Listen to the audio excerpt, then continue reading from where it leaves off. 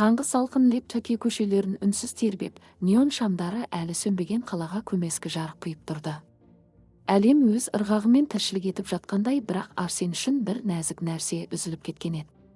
Көзге көрінбейтін, бірақ жанға бататын. «Сәлем» деді ол кеңсеге кіргенде. Даусы қалыпты, тіпті сенімді. Бірақ жауап болмады. Қасында өткен әріптесі оны байқамағандай өте шықты. Тағы бірі құлаққабын шешпестен жанынан сырғып өтті. Арсен тоқтап қалды. Қызық. Ол үстеліне жақындады. Бірақ біреу отыр. Бейтаныс. Сенімді. Өз орнында отырғандай. Кешіріңіз, бұл менің орным еді, деді Арсен. Жігіт басын көтерді. Көзқарасы тыныш. Жоқ, сіз шатасып тұрсыз. Үнсіздік. Арсен айналасына қарады. Жігіттер, бұл менің орным ғой. Бір қыз иығын көтерді. Сіз бізде жаңа сияқтысыз. Жүрегі баяу төмен құлағандай болды. Жаңа. Күлгісі келді. Бірақ күлкі шықпады.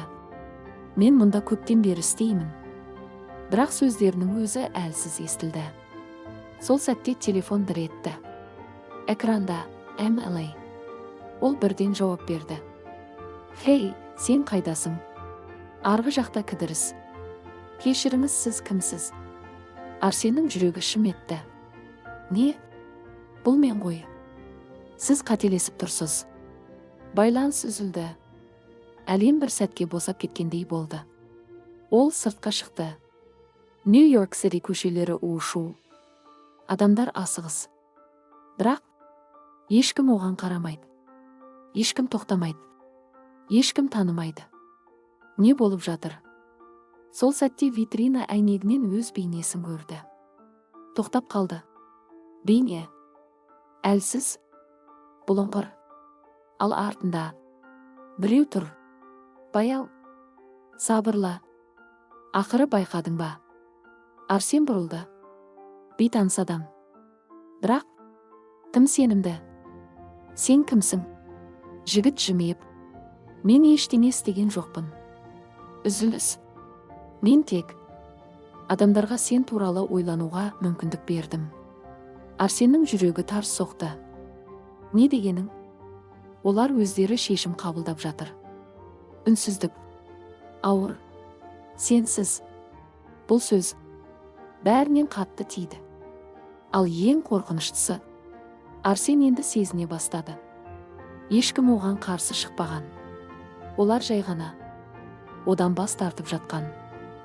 Түн Токио көшелеріне баяу жайылды. Неон шамдарының суық сәулесі асфальт бетіне төгіліп, жаңбырдан кейінгі жылтыр іздермен араласып, қаланы бір түрлі түссіз әлемге айналдырғандай. Сол жарықтың ішінде Аян өзін бөтен сезінді. Дәл осы қалада жүрсе де, бұл кеңістік енді оныкі емес секілді. Ол тар көшелердің бірінде тоқтады. Кеше ғана күнде өтетін жолы бүгін бөтен көрінді. Дүкен терезесіндегі өз бейнесіне көз салғанда, жүрегі шым ете қалды.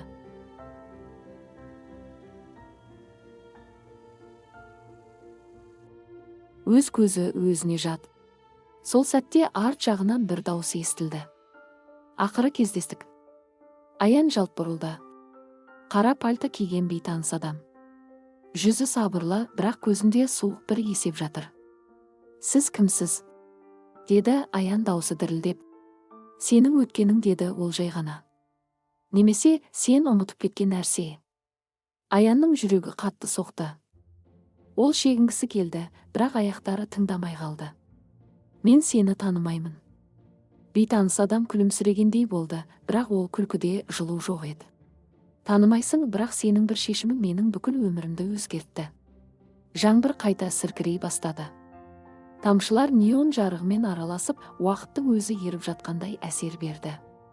Мен ешкімге жамандық жасаған жоқпын, деді Аян әлсіз үнмен. Тікелей емес, деді әлгі адам. Бірақ кейде бір қадам 100 тағдырды құлатады. Сол сөздер Аянның санасына тас болып түсті. Бір сәтке оның есінде әлсіз бейнелер жылт етті. Бір шешім, бір қол қойылған құжат, бір қарапайым ия. Бірақ ол бейнелер бірден ғайып болды.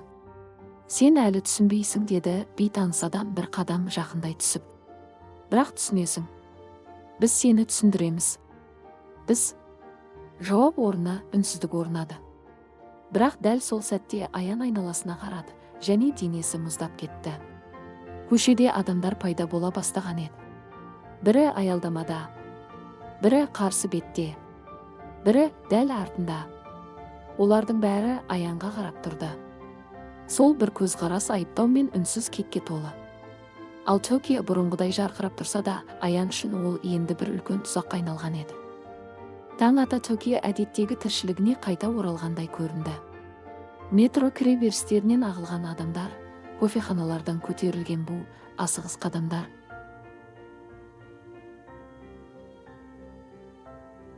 Құдай. Бірақ Аян үшін бұл қозғалыстың әр бөлшегі енді тірі емес, біреудің алдын ала жазып қойған көрінісі секілді еді. Ол адамдардың жүздеріне қарады, олар күліп тұр, сөйлеп тұр. Бірақ жанарында әсіресе ол жаққа көз тоқтатқанда бәрі бір сәтке тына қалатындай. Аян метроға түсті. Вагон іші толы адам, бірақ тыныштық тым қою. Дыбыстар бар, бірақ мағына жоқ.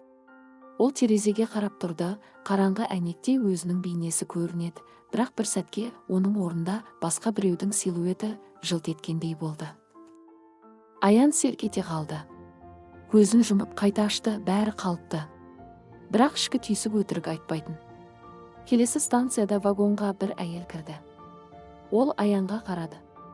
Тік ұзақ, суық қарады. Кешірім сұрау кеш емес пе? Деді ол сыбырмен. Аянның тамағы құрғап кетті. Мен сізді танымаймын. Әйел басын сәл қисайтты. Көзінде аяныш жоқ.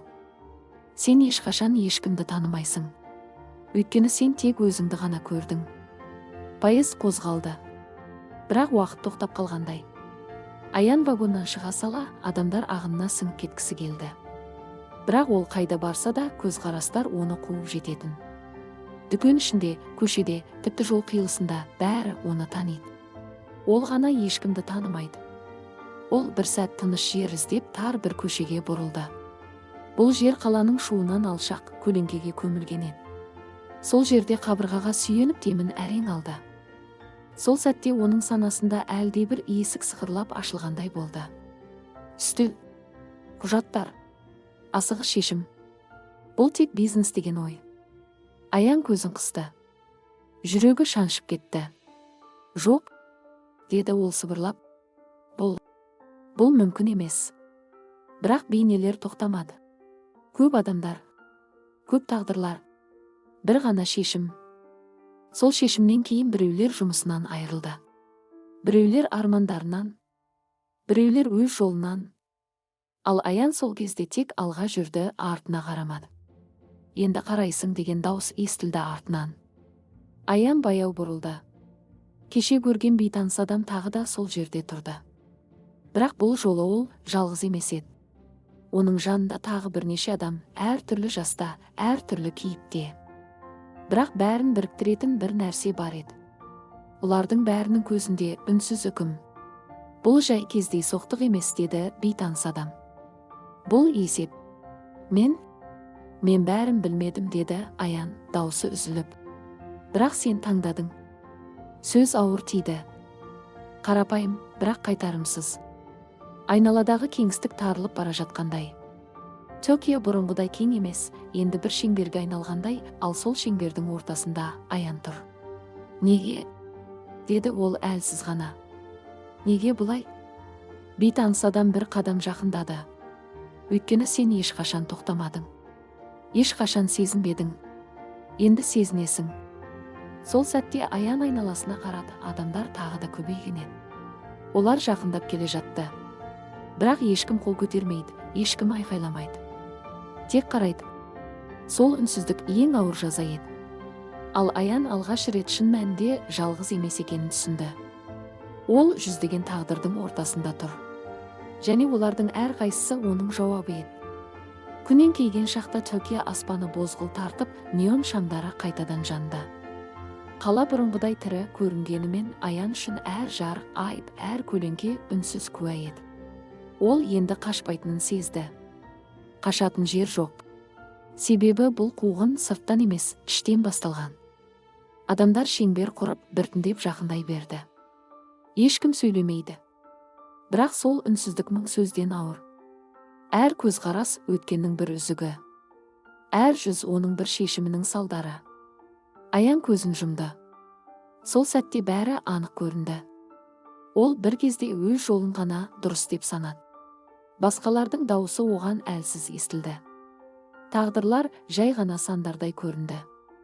Бір өмірді өзгертетінін ол түсінбеді. Түсінгісі де келмеді. Енді түсіндің бе? Деген баяу дауыс естілді. Аян көзін ашты. Сол бейтаныс адам қарсы алдында тұр. Бірақ бұл жолы оның бейнесі анық, енді бөтен емес. Аянның өзі. Бірақ өзгеше.